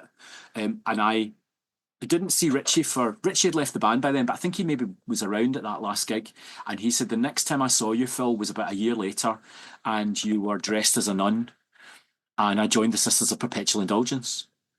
Ooh, yes. So talking about Chumbawamba, but what happened was I met my partner at the time, Gary. We started going to London. I got very active, involved in I'm still friends to this day with two men who were declared living saints by the Sisters of Perpetual Indulgence, who were very active, involved in the SM scene as well, SM gays in London. So I got involved in the SM scene, the leather scene. I became a nun.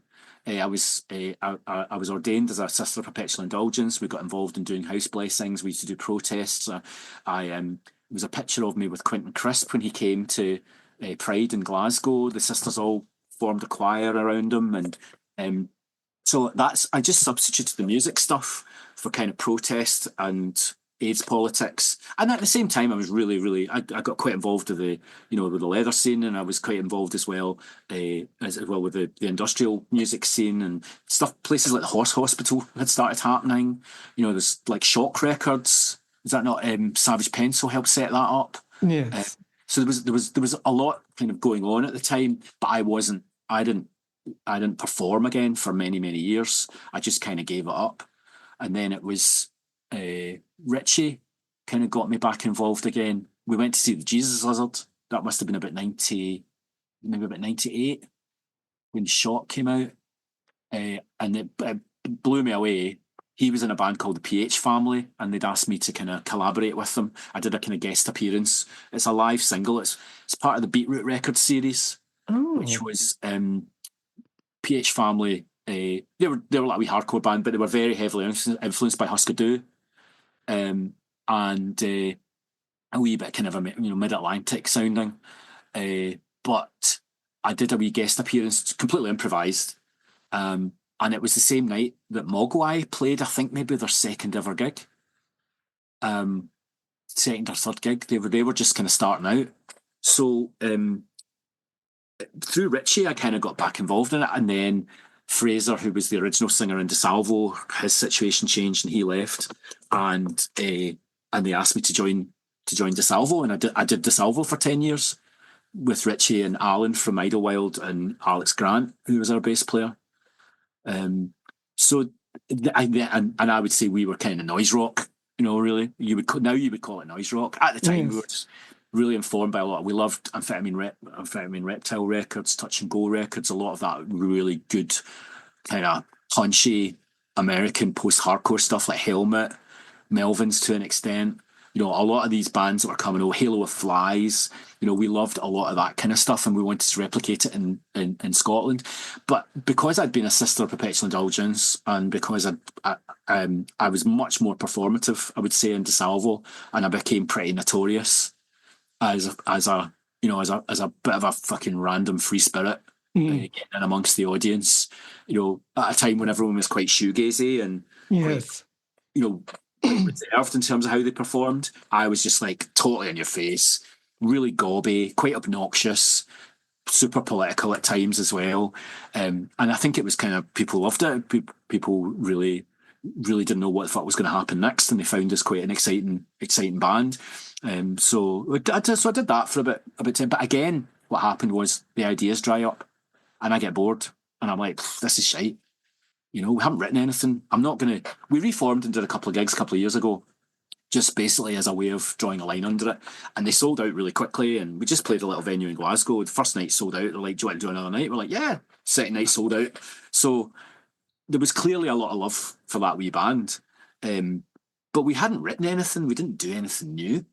So it was interesting. I think Richie was kind of thinking we would try and, you know, do another show. And I'm like, where's the second album? Yeah. I'm just bored. You're just conning people if you're just regurgitating. It's nostalgia. It's empty nostalgia. It's like, it's lovely and you get your balls tickled and it feels nice, but you're not giving anybody anything new. You're just giving them an old experience that's upcycled. And I think I would feel that's a con. There's not as much love. There's never been as much love for the electronic stuff that I do. Some people don't even know that I do this band called Security with Joe. But we've done like 3, maybe 4 albums together. We just DIY it. We stick up, you know, a wee cassette now and again. We've done a few shows. You know, it's not particularly ambitious in terms of being a live prospect in a band, but Optimo's put us on, and you know, because Keith and I have got a lot of mutual love for a lot of synth stuff, Belgian New Beat, a lot of the stuff that precursored the big explosion in terms of rave. So, but I'm just as proud of that stuff that I've done with Joe, as I am of having done kind of hardcore bands, and I think it's tested my repertoire much more than I can do. But I'm really enjoying being back and doing heavy music again. I'm really enjoying the stuff that I'm doing with Johnny and Dom and Martin. And my friend Chris Cusack, who runs a venue in Glasgow called Block, we've got a real mutual love for particularly stuff like, you know, bands like the Jesus Lizard, and you know, that to me, that kind of, I think there's a real kind of working class, lovely kind of work ethic stuff that comes through from a lot of those bands that never really got a lot of love at the time on Touch and Go Records and Homestead Records, as I've said. And I think he messaged me after I did this show at the QM and said, you know, your charisma, is that charisma embodied? That's how he described me as a frontman. Excellent. So I can work a room. I might not be the greatest singer in the world, but people don't know what's going to come next. No, and I can work a room. Was Big Dipper on Homestead? I think so, yeah. Yeah. Did you ever come across the Melvins? Is it the Melvins, the two brothers? Love the Melvins. I've only seen them in their latter kind of incarnation through stuff like Altamora's Parties, and then they've played Glasgow a few times with the, you know, the kind of trio lineup, or when they had 2 drummers for a while, because they were doing Big Business sets and then they were doing Melvin sets. I think the Melvins are, to me, they're a gateway now in terms of where I'm at musically with Johnny and the guys. It's that whole kind of doom sound, like really heavy, groovy, bleak music. That's what I'm really excited about and I'm really enjoying. But Joe, at the same time, Joe sent me a new demo. I'm going to go down later this year, probably record with Joe again and do some synth stuff. So I'd love having these collaborators that open little doors for me into. I was never the biggest Doom fan in the world, I have to say. Did see, if you ever get a chance to see them, as a band called King Woman. Oh. Saw them a few years ago, and I was listening to them today in the gym, and it just still, they really blow my mind. Just so beautiful and bleak and dark. So that's kind of where I'm at now, heading for 60. I'm going to spend my 60th birthday weekend in a field in Bristol, screaming my head off in a Doom band. So we're playing Arctangent. So what's the name of that? And did you say King Woman is the other band that you mentioned? King Women are a great band. I think Right. maybe San Diego. And the project that I've got is called Umo, OMO, and it's I'm pronouncing it in its Japanese kind of style apparently. And it's Nice. Johnny's band, and we're getting a kind of thumbs up. We've only done a couple of demos really. We're just DIYing it. I'm quite adamant. I'm not really interested in a label or anything. I think labels are overrated. I think you can just ping things up, even though you're in bed with Bandcamp. But I think you can fire stuff up, and Yes. for a small fee you can sell t-shirts, and you can just, again, it's kind of access to the means of production. It's that sense of kind of a bit of independence, Yes. and getting bought into. I mean, look at labels like Earache. It's like, who the fuck's on Earache now? I mean, they're signing all sorts of wedding bands and just party music rubbish, right? Yes. But at the same time, and notorious in terms of ripping a lot of bands off. That kind of label. I think labels are kind of overrated. Well, you've got Fire Records in Scotland, haven't you? I don't. Well, Fire are an interesting one because they've also, I mean, they reissued all the Perubu stuff a few years ago, and to me, they're is it Go Between stuff that maybe reissued as well. So I think it's an interesting familiar process. It's like you establish your label, you get your little your little repertoire, you get out there, and you maybe one of them pops up as leading the way and making a wee bit of money for you, and then you get to a certain stage and a certain kind of established kind of success, and then the box sets come out, and then it's like, then I'm going to reissue all the stuff that I love that you can't get hold of, that so you get this kind of like recycling thing that goes on, but at the same time, as long as the original people are getting paid, and getting a decent wedge this time, if it's half decent pressings. Why would you hang on to your scratchy old copy of something just for the sake of it? Stick it up in Discogs, for somebody else to enjoy. Absolutely. Actually, there is a good film if you get a chance and you like rock films. There's a brilliant film on the band Red Cross, if you ever get a chance. Oh, right, yeah. Did one of them not end up in Sparks? God, yeah, I think one of them was playing with Sparks. One of the last times I saw them. I didn't. Red Cross were an interesting one because they went from very DIY hardcore, yes, and getting a major label, and clearly very good players. Sparks, yeah, because I did an interview with John Mendelsohn, who was kind of one of the original members, who was just he's kind of he's a very depressive kind of person, but he's quite funny with it. He was a writer and then into various bands, but yeah, he was in London doing a bit of, he met David Bowie. He was American and Bowie was there in 1971. Via Mercury Records, and he just had to spend a day with David, showing him the site, saying, "Who are you?" kind of thing. Took some pictures, and they've just published a book, which is just kind of a glorified fanzine of David Bowie in what looks like a dress with long hair, just hanging out in sort of America. And yes, and funny enough, 54 years later, that book or pamphlet has just come out. So yes, these things. I think there's lovely archaeology going on just now. I think, yes, and there's no shade. I mean, Grant McPhee's written and published that big tome. I have to say, I read it. And I love Grant to bits, and it's very well compiled. But in terms of those bands, nothing happens. Right? Nothing happened. We were in our bedrooms. We listened to John Peel. We always wanted to do a John Peel session. We brought out our own records. We got a major record deal. We took drugs. Buy our box set. It's like, it's a very familiar kind of cycle. There are a few standouts in the book. There were a few interesting people, it has to be said. It's interesting somebody throws a bit of shade at Stephen Pastel, because Stephen's lovely, but basically an ex-member of the Pastels is like, Stephen totally threw us under the bus. He's a total Machiavellian character underneath the surface. I thought, oh, finally it's getting interesting. But Grant has compiled a second volume, but I don't think it'll ever get published, and that's because he, by his own admission, he's like, I'd never heard of the Dogface Hermans. I heard the Dogface Hermans. I'm like, why have I not heard this band? Because it was quite obscure at the time. but they were a big deal in Scotland, and very loved, an incredible band, but very jazz informed and strange, and they all had their own kind of little things going on. Marion grew up in the Salvation Army, so that's how she played the cornet, and you have all of that kind of like weird new. I call it. It's very much no wave informed. First time I stayed with the Dogface Hermans, one of the first records that I spotted in the corner, they had "Rip Ring and Panic" by Roland Kirk. Brilliant. Roland Hassan Kirk. So it's like, okay, jazz heads, and they had the No Wave compilation, and they used to cover Love Split with Blood by Teenage Jesus and the Jerks. So they were really into their no wave stuff, and I think the Fall, no wave, you could tell people that were in our little scene. That's the stuff we were really into. That's the stuff you need to speak to John from the Yummy for. Incredibly funny, lovely guy, but he was like really into they were all into all of that stuff. People like Lungleg as well, who kind of came up after us. Annie Spandex is she runs a mental health charity. Again, an example of someone that makes kind of left field, obscure music, but is rooted in bands like Kleenex, in bands, the Rough Trade bands, stuff like Essential Logic, early X-Ray Specs. That's the stuff that's inspired. Have you seen the Since Yesterday documentary?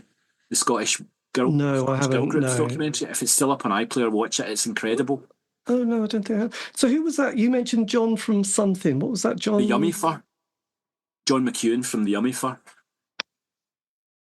And Yummy Fur were, and he also had a wee band called the Subliminal Girls that used to play with the Stretchheads.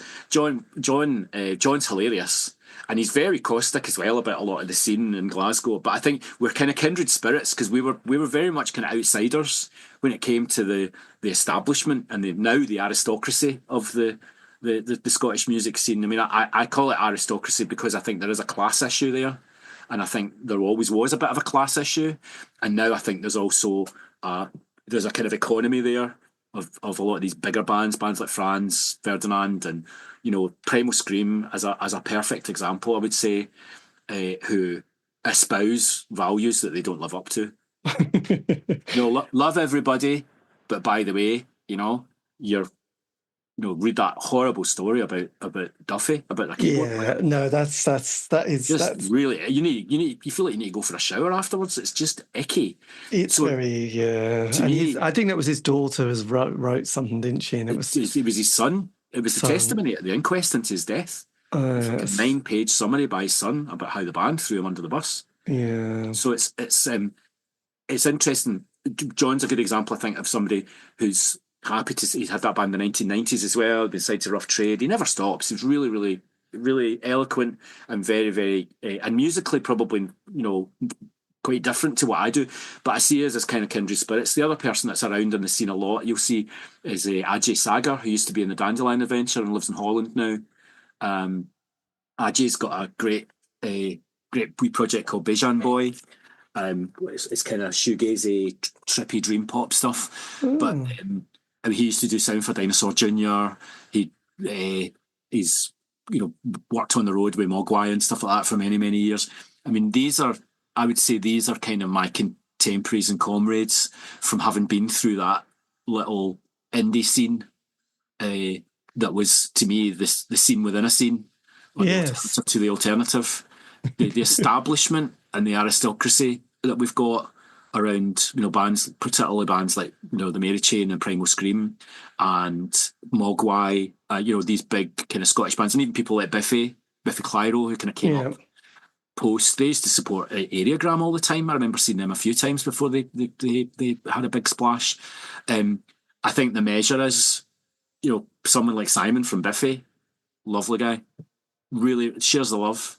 Obviously, he's got that Empire State Bastard project he's done with Dave Lombardo from Slayer. I mean, it's real great hardcore stuff. He's obviously he's not doing that to make money. He's doing it just because it's love.